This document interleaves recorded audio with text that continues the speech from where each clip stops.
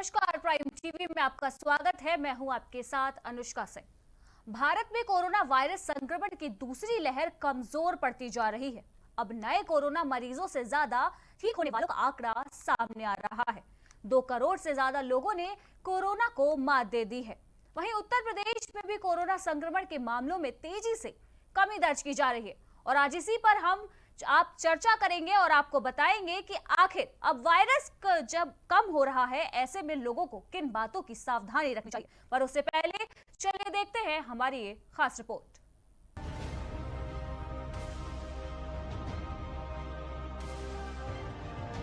भारत में corona virus संक्रमण की दूसरी लहर अब ढलान की ओर जाती नजर आ रही है। बीते 24 घंटों में भी कोरोना के मामलों में कमी आई है।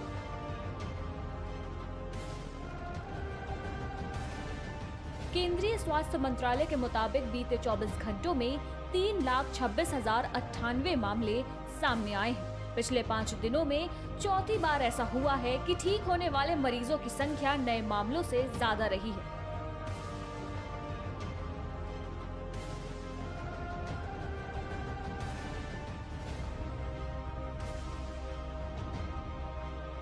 बीते 24 घंटों में 3,53,299 लोगों ने कोरोना को मात दी है। वहीं इस दौरान मौतों का आंकड़ा भी 4,000 से नीचे आ गया है।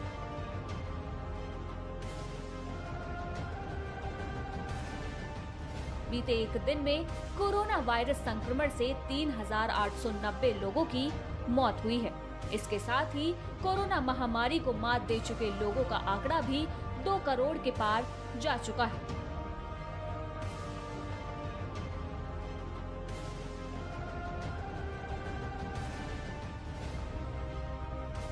भारत में अब तक 2,83,72,907 लोग कोरोना वायरस से संक्रमित हो चुके हैं। हालांकि इसमें से 2,04,32,898 लोग इस जानलेवा वायरस को भी मात दे चुके हैं।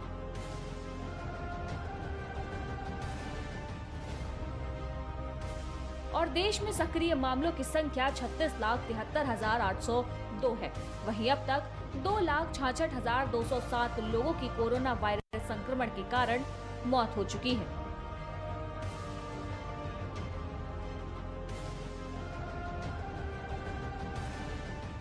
कोरोना वायरस संक्रमण को रोकने के लिए पूरे देश में टीकाकरण अभियान चलाया जा रहा है। अब तक 18,04,57,579 लोगों को वैक्सीन लग चुकी है। महाराष्ट्र, उत्तर प्रदेश, दिल्ली समेत देश के प्रमुख महानगरों में कोरोना संक्रमण के मामलों में तेजी से आती गिरावट से हालात कुछ सुधरते नजर आ रहे हैं।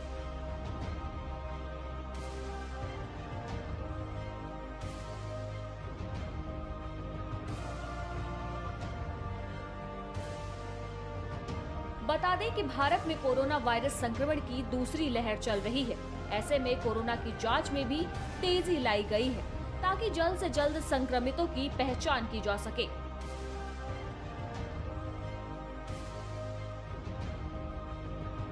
अब तक देश में 31,30,17,193 नमूनों की जांच की जा चुकी है।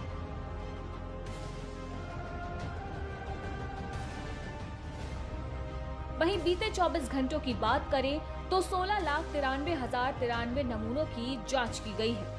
यूपी में कोरोना वायरस के एक्टिव केस 2 लाख से कम हो गए हैं।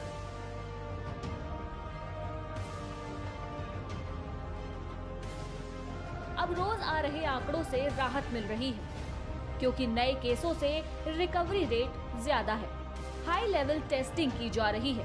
लोगों ने चैन से सांस लेनी शुरू कर दी है।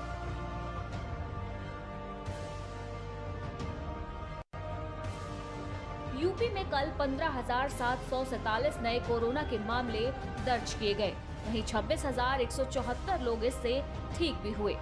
18 अप्रैल के बाद पहली बार एक्टिव केस 2 लाख से कम हुए हैं।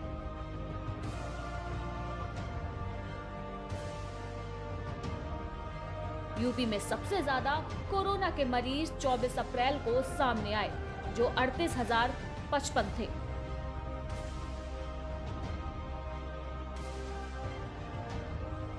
प्रदेश में हर दिन लगभग 2,50,000 सैंपलों की जांच की जा रही है।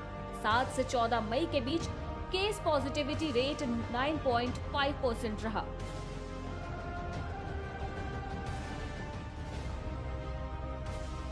मेरठ को छोड़कर अन्य सभी जिलों में पिछले कुछ दिनों से रोजाना 1000 से कम नए मामले सामने आ रहे हैं। अप्रैल में हर दिन लगभग 6000 मामले दर्ज करने वाले लखनऊ में शुक्रवार को 900 मामले ही दर्ज किए गए।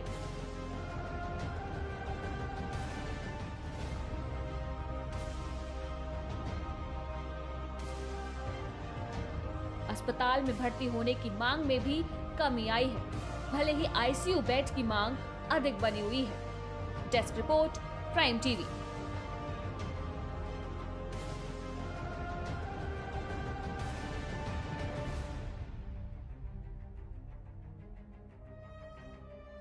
तो फैली महामारी के बीच ये एक राहत की खबर है कि अब कोविड महामारी में मरीजों की संख्या में कमी आ रही है। लगातार केंद्र सरकार और राज्य सरकारों के प्रयासों का नतीजा है कि अब केसों में लगातार कमी आ रही है। देश में लगातार वैक्सीनेशन का कार्यक्रम भी चल रहा है। लोगों को ज्यादा से ज्यादा वैक्सीनेशन प्रोवाइड किए जा रहे हैं, पर ऐसे में जरूरी है कि लोग अभी भी सतर्कता बरतें। लगातार देखा जाता है कि महामारी में जैसे ही संक्रमितों का आंकड़ा कम होता जाता है, लोगों के अंदर लापरवाही भी बढ़ती जाती है।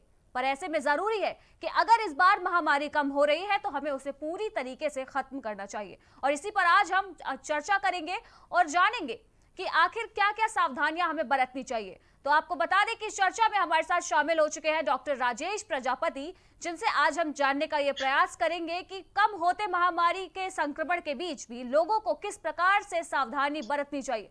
तो डॉक्टर, आपका बहुत बहुत स्वागत है प्राइम टीवी पर। जी, तो डॉक्टर, मैं सबसे पहले आपसे जानना चाहती हूँ कि जिस प्रकार से मामले अब कम हो रहे हैं, ऐसे में लोगों को अब क्या सावधानियां बरतनी चाहिए? जी, जाहिर सी बात है, मामले कम हो रहे हैं, लेकिन कोरोना वायरस अभी खत्म नहीं हुआ। ये वायरस हमारे बीच मौजूद है और तीसरी लहर आने की पूरी प्रबल संभावना है।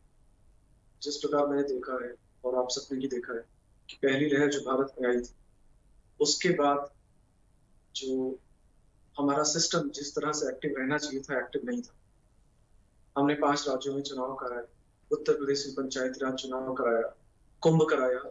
बड़े पैमाने पे लोगों ने जो प्रोटोकॉल या जिसे कोविड एप्रोप्रिएट बिहेवियर कहते हैं, जिसमें मास्क का प्रयोग करना और कम से कम फिजिकल डिस्टेंसिंग 2 मीटर की रखना, इन सब प्रोटोकॉल्स को ठीक ढंग से फॉलो नहीं हुआ और नतीजा ये हुआ कि एक बहुत बड़े पैमाने, बहुत तेजी से काफी सारे केसेस एक साथ आए और बहुत सारे मरीज ऐसे थे जिनको हॉस्पिटल केयर की रिक्वायरमेंट हुई, ऑक्सीजन की रिक्वायरमेंट हुई और सारे लोगों को केयर न मिल पाने की वजह से बहुत से मरीज मरे। फिलहाल अब केसेस का नंबर कम होता दिख रहा है। न सिर्फ उत्तर प्रदेश में बल्कि देश के अन्य राज्यों में भी केसेस कम आ रहे हैं। हालांकि कुछ राज्य ऐसे हैं भारत के भी, जैसे कि आप गोवा को देख लीजिए या महाराष्ट्र को देख लीजिए या केरला को देख लीजिए, जहां पे केसेस अभी भी धीरे धीरे करके बढ़ के आ रहे हैं। समस्या ये है कि अब जो तीसरी लहर आएगी, इसमें जो ससेप्टेबल पॉपुलेशन है, जो टारगेट पॉपुलेशन होगा, वो यंग होगा। मतलब ज्यादातर जो पेशेंट्स होंगे वो यंग मिलेंगे और बच्चों में भी इसके होने की संभावना काफी ज्यादा बढ़ जाएगी। तो हमें बहुत बड़े पैमाने पे सबसे पहले तो जो कोविड अप्रोप्रिएट बिहेवियर है, सभी को बिल्कुल फॉलो करके रखना होगा। जो लोग वैक्सीनेशन के एलिजिबल हैं, उन्हें जाके वैक्सीन लगवानी चाहिए। और हमें जो अभी का हमारा इंफ्रास्ट्रक्चर है, जैसा कि हमने अभी देखा कि बड़े पैमाने पे हमें ऑक्सीजन की आवश्यकता पड़ी, बेड्स की आवश्यकता पड़ी, लेकिन हमारे पास वो चीजें थी नहीं। इसलिए बहुत सारे लोग जिनकी जान बचाई जा सकती थी, उसके बावजूद हमने उनकी जान नहीं बचा। तो मुझे लगता है कि इससे हमें सबक लेना चाहिए और जो आने वाली लहर है उसके लिए सही तरीके से तैयारी करके रखनी चाहिए। इनफैक्ट अभी से हमें तैयारी करनी शुरू कर देनी चाहिए। जी डॉक्टर, जिस प्रकार से आप तीसरी लहर के बारे में भी लोगों को चेतावनी दे रहे हैं, ऐसे में मैं आपसे जानना चाहूंगी कि जिस प्रकार से पूर्वानुमान किया गया था दूसरी वेव का, वो उसी प्रकार से खतरनाक साबित हुई। आपने देखा कि बीते कुछ दिनों में किस प्रकार से आंकड़ों में उछाल देखने को मिला है। ऐसे में जिस तीसरी वेव के बारे में बात की जा रही है, आखिर वो भारत में कब देखने को मिल सकती है? मुझे लगता है कि जैसे पहली वेव हमारे अक्टूबर के आसपास आई थी, उसी प्रकार से मुझे लग रहा है कि ये जो तीसरी वेव है, आने वाले 3 से 6 महीने के अंदर आने की प्रबल आशंका है। जी, तो जिस प्रकार से आप तीसरी वेव के लिए पूर्वानुमान लगा रहे हैं कि अक्टूबर में इस वेव को देखा जा सकता है, ऐसे में मैं आपसे सवाल जानना चाहूंगी कि कई रिपोर्ट्स में सामने आया है कि अब कोविड हवा में फैल चुका है, अब हवा के जरिए भी वो लोगों तक पहुंच रहा है। तो इस फैक्ट में आखिर कितनी सच्चाई है? क्या अब कोरोना हवा में भी मौजूद है और वो हवा के जरिए भी लोगों तक पहुंच सकता है? जी, बहुत अच्छा सवाल किया आपने। इसके पहले भी जो प्राइमरी मोड ऑफ ट्रांसमिशन था कोरोना का, वो ड्रॉपलेट इन्फेक्शन ही था, जिसे हम सरफेस कंटामिनेशन बोलते हैं। यानी कि अगर किसी ने किसी सतह को छुआ है, कोरोना ग्रसित व्यक्ति ने अगर किसी बटन को दबाया है, किसी दरवाजे को खोला है, तो लोग पहले ये समझते थे उसको छूने से या उसको खोलने से वो इन्फेक्शन आपको भी हो सकता है। फिलहाल जो नई रिपोर्ट आई है, जो नई स्टडीज आई है, वो ये कहती हैं कि जो मुख्य तरीका है जिसके थ्रू ये वायरस फैलता है, ये एयरबॉर्न है। एयरबॉर्न का मतलब हो गया कि कोई भी कोरोना संक्रमित व्यक्ति अगर उसने मास्क नहीं पहन रखा है, तो उसकी सांसों द्वारा, उसके मुख द्वारा जो वायरस निकल रहा है, वो काफी देर तक हवा में मौजूद रहता है और उसके आसपास उस हवा को लेने वाले व्यक्तियों में संक्रमण करा सकता है। ये संक्रमण यदि व्यक्ति किसी ऐसी जगह पे है जहाँ पे वेंटिलेशन बोले तो हवा के आने जाने का मार्ग सही प्रकार से नहीं है और ज्यादा देर तक हवा उस जगह पे बनी रह सकती है, यानी कि क्लोज्ड स्पेस हो गए, जैसे कि रेलवे कंपार्टमेंट्स हो गए, कमरे हो गए, घरों के कमरे, या फिर कोई हॉल हो गया। उसमें अगर अगर हम क्लोज कंपार्टमेंट में या क्लोज स्पेस में कोई गैदरिंग कर रहे हैं, तो वो ज्यादा खतरनाक होती है। और ये देखा भी गया है कि एक ही प्रेमिसेस में जितने लोग होते हैं, क्योंकि ये जो नया म्यूटेंट वायरस है पहले से 10 गुना ज्यादा ताकतवर है इन्फेक्टिविटी के मामले में। तो ये भी देखा गया है कि पहले जहाँ एक ही घर में रहने वाला अगर एक व्यक्ति पॉजिटिव है, तो बाकियों के संक्रमित होने की आशंका बहुत कम रहती थी। लेकिन ये जो नया B1617 म्यूटेंट है, जिसको हम इंडियन वेरिएंट बोलते हैं, ये पहले से काफी ज्यादा तेज तरीके से फैलता है। और बाय डिफॉल्ट हम मानते हैं कि अगर मतलब घर का कोई एक व्यक्ति पॉजिटिव है, तो जितने लोग उस परिवार में रह रहे हैं, उस प्रेमिसेस में रह रहे हैं, वो ज्यादातर एक्सपोज हो चुके होते हैं वायरस के लिए। जी डॉक्टर, जिस प्रकार से आप नए वेरिएंट की बात कर रहे हैं, ऐसे में यह भी जानना जरूरी है कि क्या अब इस नए वेरिएंट के बाद से लोग अपने घरों के भीतर भी अब सुरक्षित नहीं है? क्या अब घरों के भीतर भी लोगों को मास्क लगाने की जरूरत है?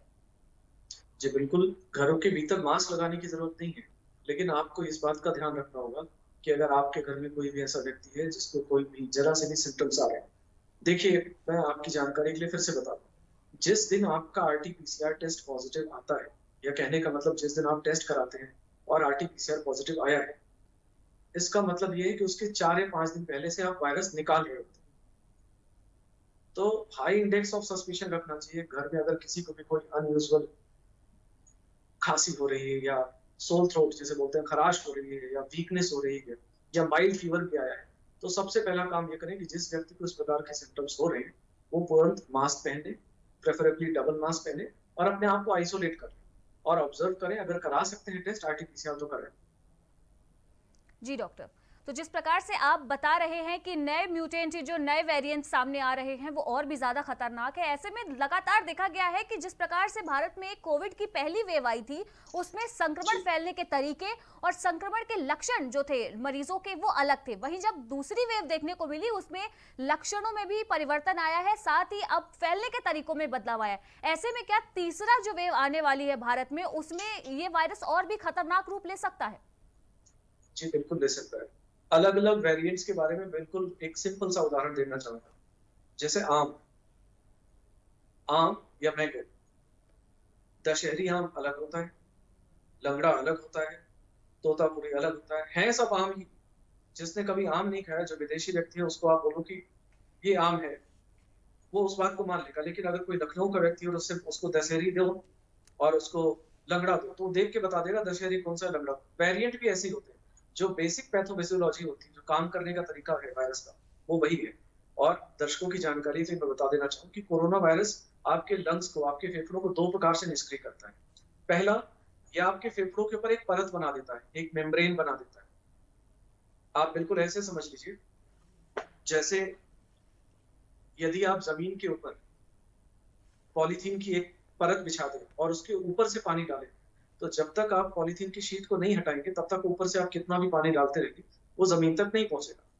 तो पहला तो वायरस क्या करता है कि आपके फेफड़ों के ऊपर ऊपरी सतह पे एक परत बना देता है, दूसरा क्या करता है, जो नीचे से खून की सप्लाई आ रही है, ब्लड वेसल्स जो आ रही है, उनको ब्लॉक करा देता है इन्फ्लेमेशन की वजह से। तो कहने का मतलब ये इसने डबल अटैक किया आपके फेफड़ों के ऊपर। साथ में क्या करता है, जो खून की नसों का ब्लॉकेज हो रहा है, जो क्लॉटिंग हो रही है, वो ना सिर्फ फेफड़ों में होती है बल्कि और जगहों पे और ज्यादा हो रही होती है। और बहुत सारे पेशेंट्स में जो हार्ट की ब्लड वेसल्स है वो ब्लॉक हो रही होती है, किडनी की ब्लड वेसल्स है वो ब्लॉक हो रही होती है, ब्रेन की ब्लड वेसल्स है वो ब्लॉक हो रही होती है। तो उसकी वजह से अलग अलग प्रेजेंटेशन मिलते हैं।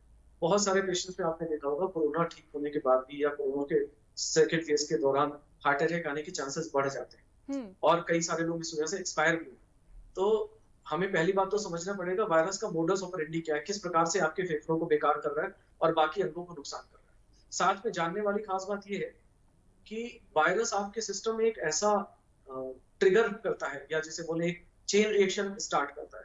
चेन रिएक्शन को आप सिंपल भाषा में ऐसे समझ सकते हैं कि पटाखे की लड़ी में आपको आग लगाने के लिए सिर्फ एक बार तीली की जलाने की आवश्यकता होती है। एक बार आपने तीली जला दी, पटाखे की लड़ी में आग लग गई, तो पूरी की पूरी लड़ी जलेगी और जो चेन रिएक्शन है वो कंप्लीट हो।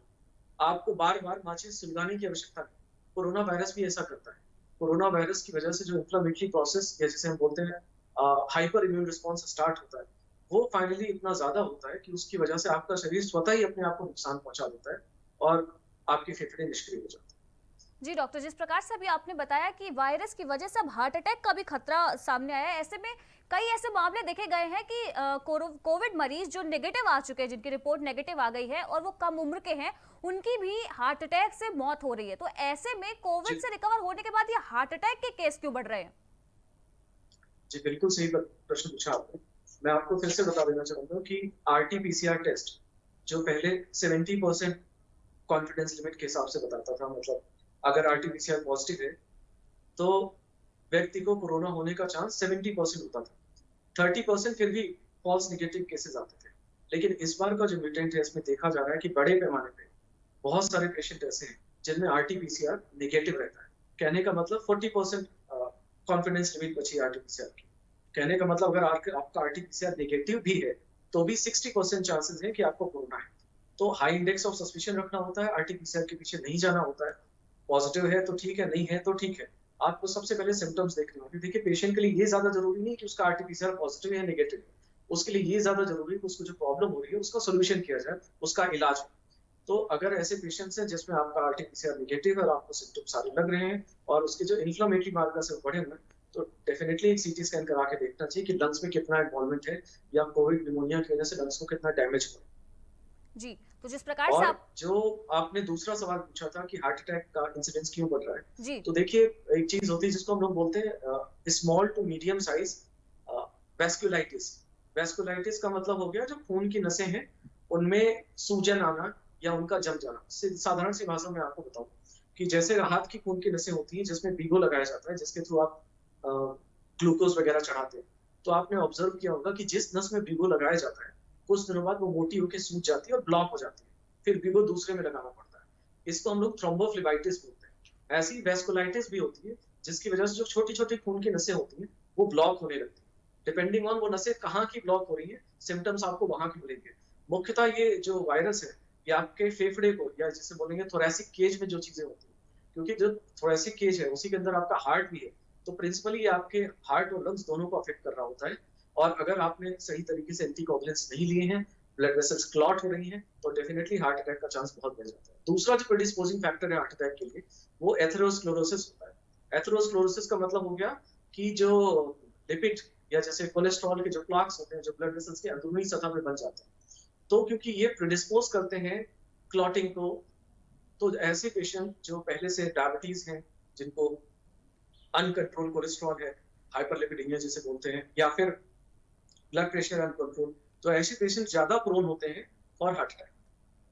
जी, तो ऐसे में डॉक्टर देखा गया है कि जो मरीज कोविड से रिकवर हुए हैं उनको कुछ पोस्ट कोविड सिम्टम्स भी होते हैं जो उनमें दिखाई देते हैं। ऐसे में लोग पैनिक करने के बाद, पैनिक की वजह से वो सिटी स्कैन कराते हैं, और सिटी स्कैन को इस वक्त हार्मफुल बताया जा रहा है कि अगर आप ज्यादा अमाउंट में सिटी स्कैन कराते हैं तो वो भी आपके लिए हार्मफुल है। ऐसे में मरीज को किन सिम्टम्स के दौरान अपना सिटी स्कैन कराना चाहिए?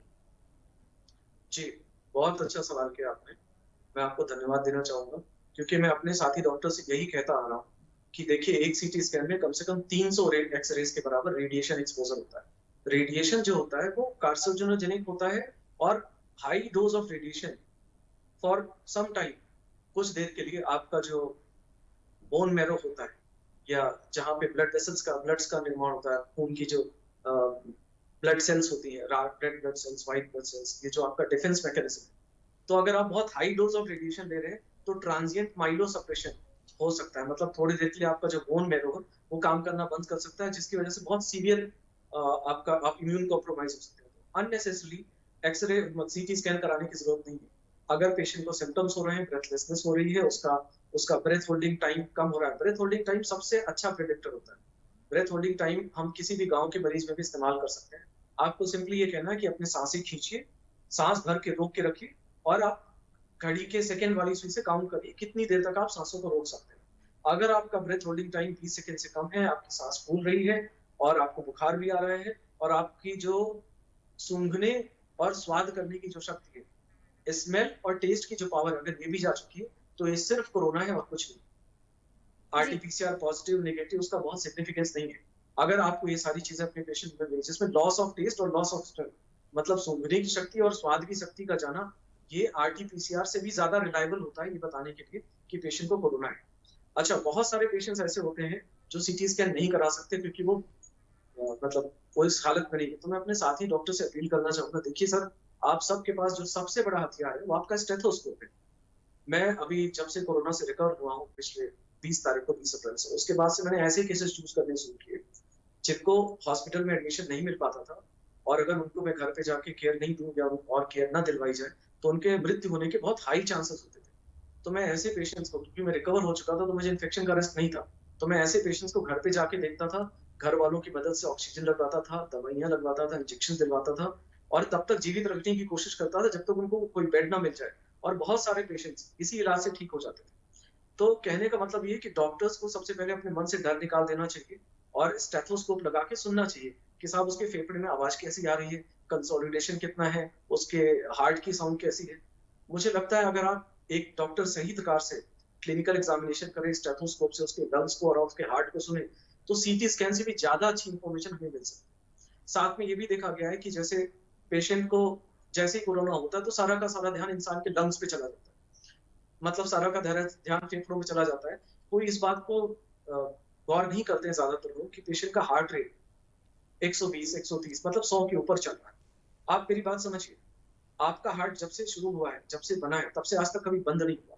और अगर आपका ऑक्सीजन सैचुरेशन कम है और हार्ट रेट ज्यादा है, तो हार्ट पे बहुत ज्यादा स्ट्रेस पड़ रहा होता है, उसकी ऑक्सीजन डिमांड बहुत हाई होती है। ऑलरेडी आपके शरीर में ऑक्सीजन कम है और हार्ट डबल स्पीड से काम कर रहा है, उसकी ऑक्सीजन डिमांड हाई है, तो बहुत ज्यादा चांसेस होते हैं कि कुछ दिनों में पेशेंट को कार्डियक इवेंट या जैसे हम बोलते हैं हार्ट अटैक, ये हो सकता है।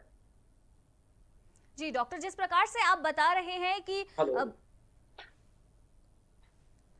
जी डॉक्टर, जिस प्रकार से आप हमें जानकारी दे रहे हैं कि कोरोना से बचाव के लिए किस प्रकार से प्रयास किए जाएं, हेलो। ऐसे में हेलो डॉक्टर, आपको मेरी आवाज आ रही है?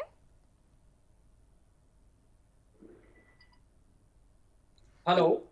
तो लगातार हम डॉक्टर राजेश हाँ। प्रजापति के साथ बने हुए हैं और उनसे जानने का प्रयास हाँ। कर रहे हैं कि दूसरी वेव जिस प्रकार से अब संक्रमितों की संख्या में कमी आ रही है, ऐसे में तीसरी वेव से पहले मरीजों को किस प्रकार से अपना ध्यान रखना चाहिए, वहीं जो स्वस्थ लोग हैं वो किस प्रकार से अपना ध्यान रखें और इस बीमारी से बचाव के काम करें। इसी पर आज हम विस्तार से डॉक्टर राजेश प्रजापति से चर्चा कर रहे हैं हेलो। और लगातार उनसे ये जानने का प्रयास कर रहे हैं कि किस प्रकार से लोगों को बचाव करना चाहिए। साथ ही हम उनसे ये भी जानने की कोशिश करेंगे कि वैक्सीन को लेकर भी जो मिथ इस वक्त पैदा हो रहे हैं उन पर उनका क्या कुछ कहना है और वह इस मामले में क्या कुछ जानकारी देना चाहते हैं। आपको बता दें कि इस वक्त देश में कोविड महामारी फैली हुई है, जिसके बाद से लगातार मरीजों की संख्या में भी तेजी देखी जा रही थी। वहीं अब राहत की खबर भी देखने को मिली है। आपको बता दें कि उत्तर प्रदेश समेत कई राज्यों में अब कोरोना संक्रमित मरीजों के आंकड़े लगातार कम होते जा रहे हैं। आपको बता दें कि पिछले 24 घंटों में ही 3,26,098 केस सामने आए। वहीं अगर हम रिकवरी की बात करें तो कल पहली बार संक्रमित मरीजों से ज्यादा रिकवर हुए मरीजों की संख्या देखने को मिली है। आपको बता दें कि कल बीते 24 घंटों में 3,53,000 मरीज रिकवर होकर अपने घर वापस जा चुके हैं। तो कहीं ना कहीं एक बड़ी खबर और अच्छी खबर भारत देश के लिए है कि अब कोविड संक्रमित मरीजों का आंकड़ा कम हो रहा है। लेकिन ऐसे में कतई जरूरी नहीं है कि आप अपने आपको लापरवाही के साथ में करें, आप लापरवाही बरतने लगे, ऐसा बिल्कुल भी नहीं है। हमारे साथ चर्चा में इस वक्त डॉक्टर राजेश प्रजापति जुड़े हुए हैं और हम उनसे चर्चा कर रहे। तो डॉक्टर राजेश, मैं आपसे ये जानना चाहूंगी कि अभी बीते कुछ दिनों पहले WHO ने दावा किया था कि कोविड नियम जो इस वक्त लागू किए गए हैं, कोविड प्रोटोकॉल जो बनाए गए हैं, वो अब काम के नहीं रहे हैं। उन्होंने कहा है कि 2 गज दूरी अब सीमित नहीं रही है, अब 2 गज दूरी से ज्यादा में भी कोविड अपना अटैक कर रहा है। तो ऐसे में जो कोविड प्रोटोकॉल है उनमें क्या कुछ बदलाव करना चाहिए? जी, देखिए, सबसे पहले तो मैं आपको बताऊं कि ये सिर्फ हमारे डॉक्टर्स के लिए जानने की आवश्यकता जरूरी है कि पेशेंट को कोविड है या नहीं है, आरटी-पीसीआर पॉजिटिव है, नेगेटिव, उससे साधारण मरीज को कोई फर्क नहीं पड़ना चाहिए। साधारण मरीज को सिर्फ अपने इलाज से मतलब होना चाहिए। और किसी भी व्यक्ति को जो अगर बीमार है, तो जो बेसिक मेडिकल फैसिलिटीज है या जो मूलभूत स्वास्थ्य सुविधाएं हैं, उसको पाना उसका अधिकार होता है। जो पहले हमारी सरकारों ने गलत निर्णय लिया था कि बिना कोविड रिपोर्ट के आप कोविड हॉस्पिटल में पेशेंट को एडमिट नहीं करेंगे, तो उससे बहुत समस्या आ रही थी। बहुत सारे लोग बेमौत इसी वजह से मारे गए क्योंकि कोविड हॉस्पिटल बिना कोविड रिपोर्ट के उन्हें दे नहीं रहा था और उनकी कोविड रिपोर्ट पॉजिटिव नहीं थी, तो नॉन कोविड हॉस्पिटल उन्हें इसलिए नहीं ले रहा था क्योंकि उनको ऑक्सीजन की डिमांड थी। तो ये जो रूल है कि आरटी-पीसीआर पॉजिटिव है तो ही कोविड है, तभी पेशेंट को लीजिए, ये बहुत ही खराब निर्णय था। बहुत अच्छा हुआ कि WHO ने इस पे क्लैरिफिकेशन दिया है। दूसरी बात मैं आपसे ये कहना चाहूंगा, मिसाल के तौर पे समझिए कि माँ-बाप है जिनकी हाइट 6 फीट है और बच्चे हैं जिनकी हाइट 2-2 फीट है। अगर बाढ़ आएगी, पानी बढ़ेगा, क्योंकि माँ-बाप की हाइट ज्यादा है तो वो जल्दी नहीं डूब सकते, लेकिन बच्चे छोटे हैं, पानी जैसे-जैसे बढ़ेगा बच्चे डूबना शुरू हो जाएंगे। अगर माँ-बाप सोचें कि मैं 2 गज दूर रह के अपने बच्चों को बचाऊं, तो नहीं बचा सकते। तरीका क्या है? बच्चों को गोद में उठा लीजिए, पानी नीचे है, बच्चों की भी जान बच जाएगी, आपकी भी जान बच जाएगी, सभी लोग सुरक्षित रहेंगे। तो सबसे ज्यादा जरूरी समझने वाली बात ये है कि जो कोविड पॉजिटिव पेशेंट होता है या जो कोरोना का पेशेंट होता है, उसको केयर की जरूरत होती है। समस्या क्या हो रही है कि हॉस्पिटल में बेड तो मिल रहे हैं, लेकिन सही प्रकार की केयर नहीं मिल रही है। जबकि 90% पेशेंट्स ऐसे होते हैं जिनको अगर हम सही प्रकार से केयर दें, घर पे केयर दें, तो वो कॉम्प्लिकेट होने से बच सकते हैं। अगर वो कॉम्प्लिकेट नहीं होंगे तो हॉस्पिटलाइजेशन की रिक्वायरमेंट नहीं होगी और हमारा जो एक्जिस्टिंग इंफ्रास्ट्रक्चर है वो हम उसको ऐसे लोगों की तरफ डाइवर्ट कर सकेंगे जो ज्यादा कॉम्प्लिकेटेड है, जिनको ज्यादा केयर की जरूरत है। तो WHO का ये कहना जो है कि 2 गज दूरी का बहुत ज्यादा महत्व नहीं रहा है, तो बिल्कुल सही है। ऐसा हम तब करते हैं जब हम प्रिवेंटिव मोड में होते हैं, जब हमारे मतलब जब हम कम्युनिकेशन की फेज में नहीं होते हैं, जब हम स्टेज 4 में नहीं होते हैं। हम इस समय कम्युनिटी ट्रांसमिशन की फेज में, स्टेज 4 में है पेंडेमिक की, जहां ये पता लगा पाना बहुत मुश्किल है कि जो सोर्स ऑफ इन्फेक्शन है वो क्या था। और अब जबकि ये प्रूव हो चुका है कि वायरस ये एयरबॉर्न है, जो प्रिंसिपल मोड ऑफ ट्रांसमिशन इसका है, ये एयर के थ्रू होता है।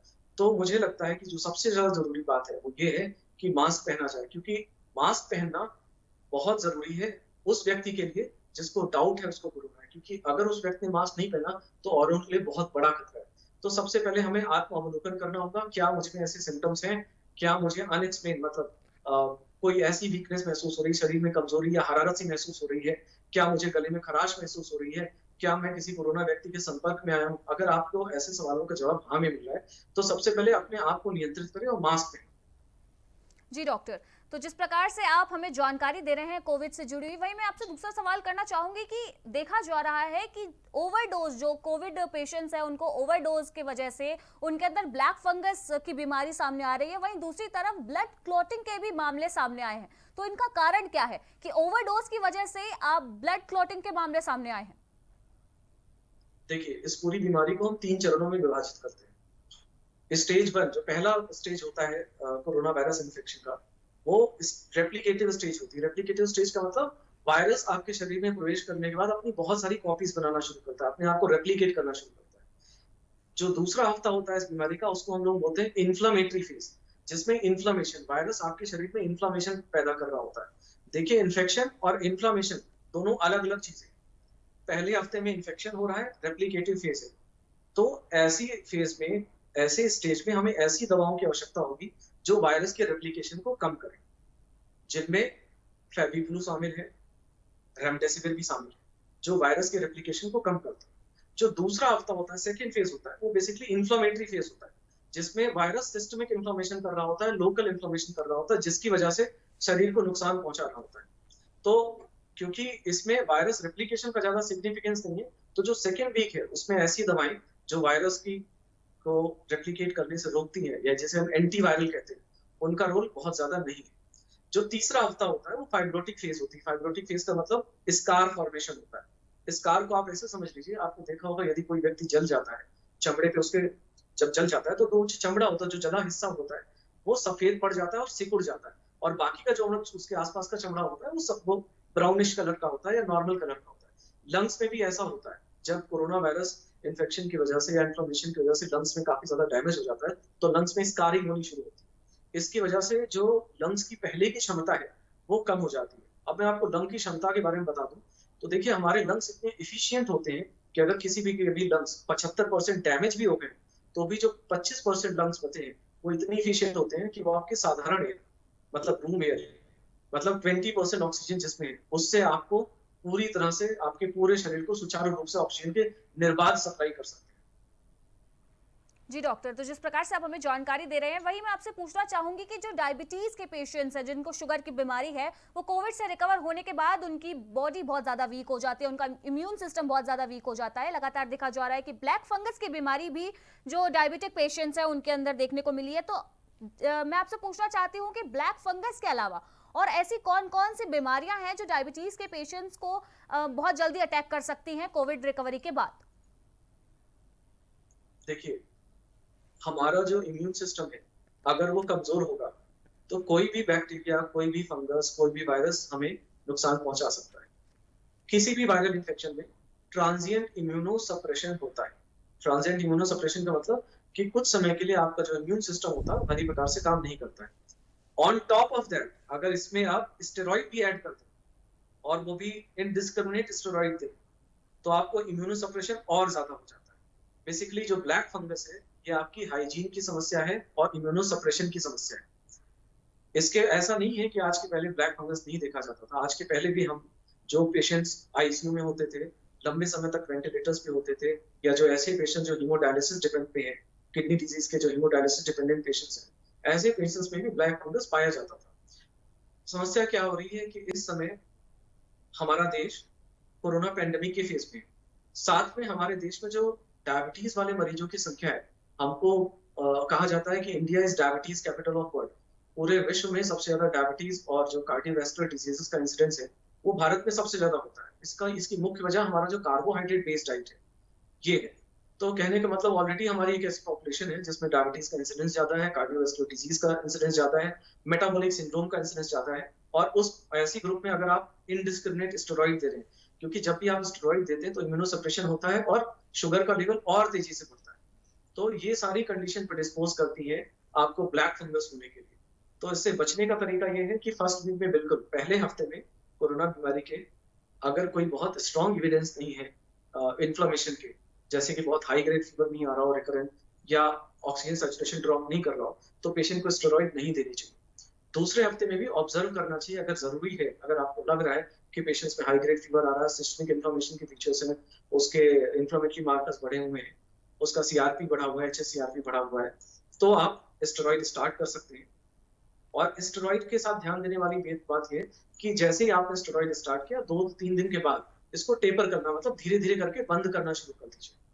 क्योंकि जितने ज्यादा दिन तक, जितने ज्यादा देर तक आप स्टेरॉइड देंगे, उतने ज्यादा दिन, उतने ज्यादा देर तक आपके पेशेंट का इम्यून सिस्टम कम रहेगा, नॉकडाउन रहेगा, या इम्यून सप्रेशन रहेगा, और ब्लैक फंगस होने के चांसेस बढ़ जाएंगे। जी डॉक्टर, तो अभी हम बात कर रहे थे कोविड और कोविड से जुड़े संक्रमण के बारे में, और अब हम बात करेंगे कोरोना वैक्सीन के बारे में। हम मान सकते हैं कि कहीं ना कहीं कोविड संक्रमितों के आंकड़ों में जो अब कमी आई है, उसका एक बड़ा कारण भी इस वक्त कोविड वैक्सीन को माना जा रहा है। और अब हम कोरोना वैक्सीन से जुड़े जितने भी मिथ है उन पर भी चर्चा करेंगे और जानने की कोशिश करेंगे कि जो लोगों के अंदर भ्रांतियां इस वक्त पैदा हुई हैं, उनको किस तरीके से वो गलत है, और क्या वैक्सीन से जुड़े जितने भी सवाल हैं, आज हम उनका जवाब भी डॉक्टर राजेश प्रजापति से जानने की कोशिश करेंगे। तो डॉक्टर, मैं आपसे सबसे पहले सवाल जानना चाहूंगी जो इस वक्त कई लोगों की जुबान पर है कि क्या वैक्सीनेशन सुरक्षित है? देखिए, सबसे पहले लोगों को समझने की जरूरत है कि वैक्सीन किस प्रकार से काम करती है। देखिए, वैक्सीन जो होती है वो आपको आपके शरीर में इम्यून रिस्पॉन्स क्रिएट करती है। इम्यून रिस्पॉन्स क्रिएट करती है जिसके द्वारा आपके शरीर में एंटीबॉडीज का निर्माण होता है। कुछ स्पेशल सेल्स होती हैं जो सेल्स उन वायरस को रिकॉग्नाइज कर लेती है और उनकी मेमोरी में वो वायरस चला जाता है। तो जब भी कभी दोबारा इस प्रकार के वायरस का आक्रमण होता है तो वो सेल्स एक्टिवेट हो जाती है, एंटीबॉडीज एक्टिवेट हो जाती हैं और संक्रमण को एक हद से ज्यादा बढ़ने से रोकती है। अब हम वैक्सीन की बात करते हैं कि किस प्रकार की वैक्सीन भारत में है।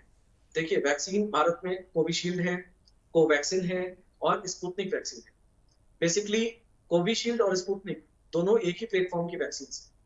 जो कोवैक्सिन है वो लाइव एटीन्यूएटेड वायरस है, मतलब जीवित किंतु निष्प्रभावी ओरिजिनल जो कोरोना वायरस था वो उसका उसका ही एक प्रतिरूप है। तो ये देखा गया है कि जो लाइव एटीन्यूएटेड वैक्सीन होती हैं, जैसा कि हमने पल्स पोलियो इम्यूनाइजेशन में भी देखा था कि जो लाइव एटीन्यूएटेड वैक्सीन होती हैं वो ज्यादा अच्छा काम करती हैं और उनकी इम्यूनोजेनिसिटी ज्यादा अच्छी होती है। जो कोविशील्ड है बेसिकली उन्होंने क्या करा है कि adeno virus, chimpanzee adeno virus होता है, उसको उन्होंने लिया और उसमें जो कोरोना वायरस का आरएनए कंपोनेंट जो स्पाइक प्रोटीन बनाने के लिए रिस्पॉन्सिबल था उसको इंटीग्रेट कर दिया और जो नया किमेरा वायरस था उसको वैक्सीन के रूप में इस्तेमाल कर रहे हैं। हालांकि कोविशील्ड के बारे में मेरी जो पर्सनल ओपिनियन है, क्योंकि मेरा एक्सपीरियंस कोविशील्ड से बहुत खराब रहा है। बहुत सारे ऐसे लोग रहे मेरी फैमिली में, इनफैक्ट मेरी वाइफ को भी कोविशील्ड की दोनों डोज लगी थी, उसके बाद में उनको सीवियर कोरोना इन्फेक्शन हुआ।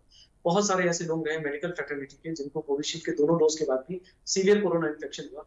तो अगर आप मेरी पर्सनल राय जानना चाहती हैं, जैसा कि WHO भी कह चुका है कि जो म्यूटेंट स्ट्रेन है B1617, इस पे कोविशील्ड कितनी असरदार है कितनी नहीं असरदार है इसका कोई बहुत ज्यादा प्रमाण नहीं मिल रहा है। हाँ, फिर भी अगर कोविशील्ड लगवाते हैं तो भी जो जो वैक्सीनेशन के बाद जो आपको इम्यूनिटी मिल रही है हो सकता है आपको बहुत सीवियर कोरोना इन्फेक्शन से बचाए, लेकिन ये डाउटफुल है। तो जो दूसरी वैक्सीन है कोवैक्सिन, वो बहुत सेफ है और उसका जो, क्योंकि वो लाइव एटीन्यूएटेड वैक्सीन तो उसकी इम्यूनोजेनिसिटी ज्यादा अच्छी होगी और क्योंकि वो पूरी वैक्सीन है ना कि मतलब कंप्लीट वायरस है ना कि वायरस का एक कंपोनेंट है, तो उसका जो इम्यूनजेनिक रिस्पॉन्स वो ज्यादा अच्छी होने की उम्मीद है। साथ में जो स्पुतनिक वैक्सीन है जिसमें उन्होंने सेम चीजें यूज की जैसे कोविशील्ड में इस्तेमाल हुई, लेकिन उन्होंने डिफरेंस क्या किया है कि जो फर्स्ट डोज में है वो वायरस वेक्टर दूसरा है और जो दूसरी डोज है स्पुतनिक वैक्सीन की उसमें वायरस वेक्टर दूसरा है। तो इस वजह से उसकी जो इम्यून जेनेसिटी है वो ज्यादा अच्छी है। जी, तो जिस प्रकार से आप हमें मैं आपके वैक्सीन माध्यम से जी आपके दर्शकों से एक अनुरोध करना चाहूंगा कि सर देखिए, पैंडेमिक के टाइम पे वैक्सीन लगवाना या वैक्सीन लगवाने के लिए भीड़ भाड़ में जाके खड़ा होना, ये बिल्कुल वैसी है जैसे कि आपके घर में आग लगी हो और आप सोच रहे हो कि कुआं खोद के पानी निकालेंगे फिर आग बुझाएंगे। बेसिक आप कुआं खोदें, मेहनत करें, पानी निकलेगा, लेकिन जब तक आप पानी निकालेंगे तब तक जो डैमेज होनी है वो ऑलरेडी हो चुकी है। तो मैं आप लोगों से यही रिक्वेस्ट करूंगा सब लोगों से कि बहुत ज्यादा आप लाइन में जाके, भीड़ भाड़ वाली जगहों में जाके वैक्सीन के अभी उसमें बहुत ज्यादा ना पड़े, क्योंकि जो वायरस है अभी आपके एनवायरनमेंट में है और हो सकता है कि जिस वैक्सीन की लाइन में आप खड़े हैं आपके आसपास, अगर आपने कोरोना प्रोटोकॉल फॉलो नहीं किया, आसपास जो व्यक्ति है उसके थ्रू आप संक्रमण लेके घर चले, क्योंकि जो वैक्सीन आज आपको लग रही है उसके दूसरा डोज लेने के 3 से 6 हफ्ते बाद आपको इम्यूनिटी मिलने वाली है, प्रोटेक्टिव इम्यूनिटी। तो कहने का मतलब आज वैक्सीन लेने का मतलब ये नहीं कि कल से आपको इम्यूनिटी मिल गई आप बिना मास्क के खुलेआम घूमने लगे। जो लोगों के अंदर भ्रांति है सबसे बड़ी, पहले तो इसको दूर करना चाहिए। जी हाँ डॉक्टर, ये देखने को काफी ज्यादा मिला है कि जब दोनों डोज वैक्सीन की कंप्लीट हो जाती है उसके अगले दिन से ये लोग लापरवाह होने लग जाते हैं। उन्हें लगता है कि हमने तो वैक्सीन लगवा ली, अब हमें कोरोना नहीं होगा। तो ऐसे लोगों को एक जानकारी देते हुए आप क्या बताना चाहेंगे कि आखिर वैक्सीन लगने के कितने दिन बाद वैक्सीन अपना पूरी तरह से आपकी बॉडी में असर दिखाती है? देखिए, वैक्सीन जो दोनों डोज लगने के कम से कम 2 से 4 हफ्ते बाद आपको इफेक्टिव इम्यूनिटी मिलती है, ऐसा कहा जाता है। जी, वही डॉक्टर तो मुख्य जो वैक्सीन है, जो जैसे मैं बोलूंगा जो सबसे बड़ा हथियार है कोरोना के अगेंस्ट आपके पास, वो आपका मास्क है। भले आपने वैक्सीन लगवाई हो या न लगवाई हो, क्योंकि वैक्सीनेशन करवाने के बाद भी हो सकता है आपको सीवियर इन्फेक्शन ना हो, लेकिन आप एक कैरियर का काम कर सकते हैं उन लोगों के लिए जो आपके घर पे, तो आप बाहर से वायरस लाके उनको दे सकते हैं, भले आप सीवियरली इन्फेक्ट ना हो। जी डॉक्टर, देखा गया है कि अभी काफी दिनों से डोज जो लेने का जो टाइम पीरियड है उसको लेकर भी बहुत संशय बना हुआ है। तो ऐसे में मैं आपसे जानना चाहूंगी कि कोविड की अगर आपने एक डोज ले ली है तो अगली डोज कितने समय के अंतराल के बाद आपको ले लेनी चाहिए? देखिए, जो नई गाइडलाइंस है गवर्नमेंट ने कल जारी की है, उनके हिसाब से कुछ 8 से 12 हफ्ते बाद दे रहे हैं वो दूसरी डोज़। और जो कोवैक्सीन की डोज़ है वो तो 1 महीने बाद है। तो ये जो अलग-अलग वैक्सीन है उसके शेड्यूल के हिसाब से डिपेंड करता है कि नेक्स्ट डोज़ कब देनी है। यूजुअली 4 से 6 हफ्ते बाद हम दूसरी डोज़ दे सकते हैं। कोविशील्ड के मामले में ये देखा गया है, जो स्टडीज़ हुई हैं उनमें पाया गया है कि अगर हम दूसरा डोज़ डिफर कर देते हैं 8 से 12 हफ्ते तक, तो जो इम्यून रिस्पॉन्स है वो ज़्यादा अच्छा होता है। तो इसके बेसिस पे सरकार ने धीरे बाद में अपनी गाइडलाइंस में चेंज किया है। जी, तो डॉक्टर, जिस प्रकार से वैक्सीन को लेकर आप जानकारी दे रहे हैं, ऐसे में मैं आपसे जानना चाहती हूँ कि जिस प्रकार से इस वक्त 18 वर्ष से ऊपर आयु के जितने भी लोग हैं उनके लिए वैक्सीनेशन उपलब्ध है, बच्चों के लिए फिलहाल वैक्सीन नहीं आई है। तो ऐसे में बच्चे किस प्रकार से अपना कह सकते हैं कि बचाव कर सकते हैं, उनके घर वाले उनका बचाव कर सकते हैं? क्योंकि देखने में आता है कि जो कम उम्र के बच्चे हैं वो मास्क नहीं पहनते। तो ऐसे में बच्चों के बचाव के लिए आखिर क्या जो हम सावधानियां हम लोग बरत सकते हैं?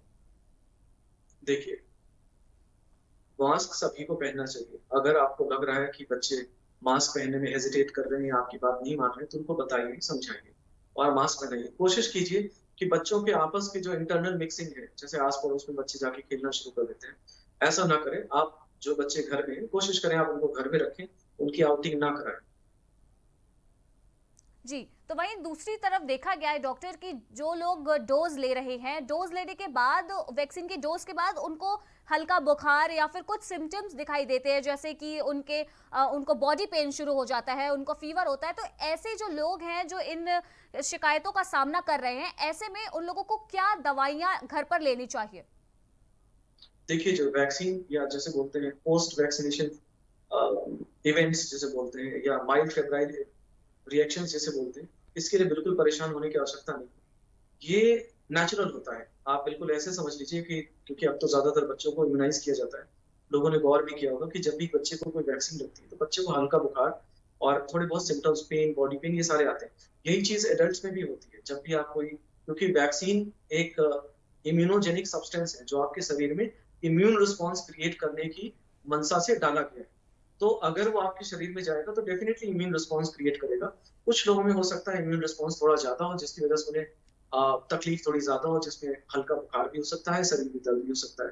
तो ऐसे लोगों को डरने की आवश्यकता नहीं, परेशान होने की आवश्यकता नहीं। आप ऑब्जर्व करिए, अच्छा खाना खाइए, घर पे रहिए, और अगर फीवर ज़्यादा हो तो सिर्फ पैरासिटामोल लें, उसके अलावा कुछ भी लेने की कोशिश ना करें। जी, डॉक्टर, कई ऐसे मामले देखे गए हैं कि जिन लोगों ने कोरोना की पहली डोज ले ली है उसके बाद वो कोरोना से ग्रसित हो जाते हैं। तो ऐसे जो जी, मरीज है जो दोबारा मतलब वैक्सीन लेने के बाद कोरोना से ग्रसित हो जाते हैं, ऐसे लोगों को दूसरी डोज कब लेनी चाहिए? बहुत अच्छा सवाल किया आपने। मैं आपके सवाल का जवाब मैंने पहले ही दे दिया था। देखिए, अगर आप वैक्सीन लगवाने जा भी रहे हैं, तो सबसे ज़्यादा ज़रूरी है कि आप कोविड एप्रोप्रिएट प्रोटोकॉल का फ़ॉलो करें। आप मास्क पहन के जाएँ, डबल मास्क पहन के जाएँ और सोशल डिस्टेंसिंग को फ़ॉलो करें। देखिए, जो वायरस है, ये एयरबॉर्न है। एयरबॉर्न का मतलब वातावरण में रहता है, और वैक्सीन लगवाने आप किसी पेड़ के नीचे तो जाते नहीं हैं, जाते किसी वैक्सीनेशन सेंटर पे ही हैं, और उस वैक्सीनेशन पे ऑलरेडी लाइन लगी हुई है। तो जहाँ पे अगर बीच में कोई भी ऐसा व्यक्ति है, क्योंकि 90% केसेस ऐसे होते हैं कोरोना के जो एसिम्प्टोमेटिक होते हैं, मतलब मरीज को खुद नहीं पता कि वो इन्फेक्टेड है या नहीं है।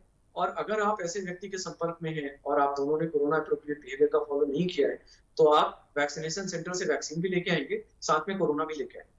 दूसरा जो आपका इस सवाल का अंग था कि जो लोग रिकवर हो चुके हैं उनको कब वैक्सीन दोबारा लेनी चाहिए, मतलब दूसरी डोज कब लेनी चाहिए, तो उसका सिंपल सा आंसर ये कि एक बार आपको इन्फेक्शन हो गया तो आपको कम से कम 3 महीने के लिए इंतजार करना चाहिए, उसके बाद वैक्सीन की तरफ जाना चाहिए। जी, तो डॉक्टर, जिस प्रकार से आपने बताया है कि अगर मरीज कोरोना से संक्रमित हो चुके हैं और वो पहली डोज ले चुके हैं तो दूसरी डोज में आखिर उन्हें कितना वक्त लेना चाहिए, वहीं जो हाल ही में कोरोना से रिकवर हुए मरीज, उनके भी वैक्सीनेशन डोज के जो टाइम पीरियड है उसको लेकर भी कई सवाल उठते हैं। तो ऐसे में मैं आपसे जानना चाहती हूँ कि जो मरीज अभी हाल ही में कोरोना से रिकवर हुए हैं, ऐसे मरीजों को कब अपनी वैक्सीनेशन की पहली डोज लेनी चाहिए? जी, चाहे पेशेंट को वैक्सीन की फर्स्ट डोज लेने के बाद कोरोना हुआ हो, और चाहे बिना वैक्सीन के उसको कोरोना हुआ हो, जब भी व्यक्ति कोरोना से रिकवर होता है, तो उसके शरीर में नेचुरली उस कोरोना वायरस से लड़ने की क्षमता, इम्यूनिटी डेवलप हो जाती है। बात समझिए, इम्यूनिटी 2 प्रकार की होती है। एक तो नेचुरल इम्यूनिटी होती है, जो आप उस वायरस से ग्रसित होके पाते हैं, और जो दूसरी इम्यूनिटी होती है, वो आर्टिफिशियल इम्यूनिटी होती है, जो वायरस के लो डोज को इनोकुलेट करके, या जिसे हम वैक्सीन कहते हैं, उसके द्वारा मिलती है। तो ऐसे जो भी लोग जो किसी भी वजह से कोरोना ग्रसित हो चुके हैं, भले ही उन्हें पहली डोज लगवाई हो, नहीं लगवाई हो, उससे कोई फर्क नहीं पड़ता। आपको रिकवरी के कम से कम 3 महीने बाद वैक्सीनेशन लेना चाहिए। जी, तो डॉक्टर मैं आपसे आखिरी सवाल करना चाहती हूँ कि हमारे चैनल के माध्यम से आप लोगों को वैक्सीनेशन के लिए किस प्रकार से जागरूक करना चाहेंगे? मैं आपके चैनल के माध्यम से जितने भी लोग हैं जो इसको सुन पा रहे हैं, मैं उनसे रिक्वेस्ट करूंगा कि सर वैक्सीनेशन जरूर कराइए, लेकिन वैक्सीनेशन के टाइम पे जब आप जाएं तो उसका पूरा ध्यान रखिए कि आप जो कोविड अप्रोप्रिएट बिहेवियर है, डबल मास्क लगा के रखें, लोगों से डिस्टेंसिंग मेंटेन करें, लाइन में खड़े होकर धक्के मुक्के करके अगर आपको वैक्सीन लगवा भी ली सर, तो आप वैक्सीन से ज्यादा कोरोना वायरस घर पे लेके आ जाएंगे, और जिसको कोरोना नहीं भी हुआ है उसको भी हो जाएगा। मुझे लगता है ये सरकार के लिए भी सोचने का विषय होना चाहिए कि जिस प्रकार से लंबी लंबी लाइन दिख रही है, क्लोज गैदरिंग दिख रही है वैक्सीनेशन सेंटर्स पे, इसको अवॉइड किया जाना चाहिए। और अब जबकि रिपोर्ट आ चुकी है कि वैक्सीन बहुत ज्यादा सेफ है, इससे कोई एडवर्स रिएक्शन बहुत ज्यादा नहीं हो रहे, तो इस इस बात के बजाय कि मरीज जाके वैक्सीनेशन सेंटर पे लाइन लगा के खड़ा हो, मुझे लगता है जैसे हमने पल्स पोलियो इम्यूनाइजेशन प्रोग्राम में किया था कि घर घर जाके हम वैक्सीन दे रहे थे बच्चों को, तो हमें वैसे करना चाहिए। और स्पेशली हमें हाई रिस्क ग्रुप है जो जिसमें कोरोना ज्यादा सीवियर होने की आशंका है, जैसे कि ऐसे पेशेंट जिनको डायबिटीज है, ऐसे पेशेंट जिनको हाइपरटेंशन है, ऐसे पेशेंट जिनका किडनी या लिवर खराब है, ऐसे पेशेंट जिनको किसी भी वजह से इम्यूनोसप्रेशन हो रहता है, या ऑर्गन ट्रांसप्लांट पे या डायलिसिस पे, तो ये हमारा टारगेट ग्रुप है, यूजुअली जो 40 एबव है। तो सबसे पहले इनको वैक्सीनेट करना चाहिए। दूसरा, मुझे लगता है सरकार को एक दोबारा से अवलोकन करना चाहिए जो कोविशील्ड की कैपेसिटी है उसके बारे में, क्योंकि डब्ल्यूएचओ ने भी जो कहा है कि जो म्यूटेंट वायरस है 1617 B1617, इस पे जो वैक्सीन की इफिकेसी है कोविशील्ड की, वो उसके बारे में भी कुछ पुख्ता तौर पे नहीं कहा जाता। मुझे लग रहा है कि सरकार को एक ट्रांसपेरेंट डाटा देना चाहिए, एक ट्रांसपेरेंट बात रखनी चाहिए कि डब्ल्यूएचओ के इस कथन में और जो सरकार की बात है उसमें कितना फर्क है, ताकि जो लोग हैं, देखिए मुझे लगता है कि इस समय पैंडेमिक के समय पे लोगों को सही जानकारी देना सबसे ज्यादा जरूरी है, और सरकार अगर सही जानकारी सही प्रकार से देगी तो लोगों की जो डिसीजन मेकिंग है वो अच्छी होगी। जी डॉक्टर मैं आपसे माफी मांगना चाहूंगी कि समय कम होने की वजह से हमें चर्चा को अभी विराम देना होगा, पर आपका बहुत बहुत शुक्रिया डॉक्टर राजेश प्रजापति हमारे साथ जुड़ने के लिए और इन तमाम जानकारियों को साझा करने के लिए। तो अभी हम आप हमारे साथ चैनल पर जुड़े थे डॉक्टर राजेश प्रजापति, जो कोरोना और कोरोना से जुड़ी समस्याओं के बारे में हमसे विस्तार पर चर्चा कर रहे थे। साथ में उन्होंने वैक्सीन से जुड़े भी हमें कई तथ्यों से हमें अवगत कराया, साथ ही जो मिथ इस वक्त पैदा हो रहे थे उन पर भी उन्होंने क्लैरिफिकेशन दिया है।